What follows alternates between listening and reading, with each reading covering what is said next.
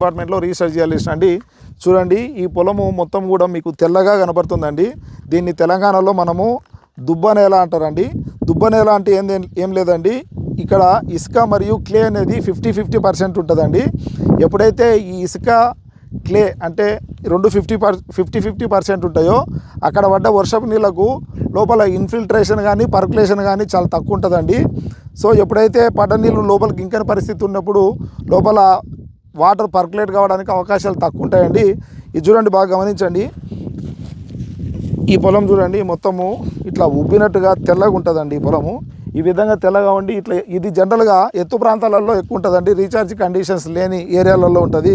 కాబట్టి రైతులకు సూచన ఏంటంటే, ఎక్కడన్నా కానీ దుబ్బ ఏరియా అంటే దుబ్బ నేల అనే ప్రదేశం మీకు ఆల్రెడీ తెలిసి ఉంటుందండి. ఉన్న చోటలో మీరు బోర్లు వేస్తే నీళ్ళు తక్కువ రావడానికి అవకాశం ఉంటుందండి. ఒకవేళ నీళ్ళు అన్నా కూడా చాలా తక్కువ నీళ్ళు రావడానికి అవకాశం ఉంటుందండి. Thank you.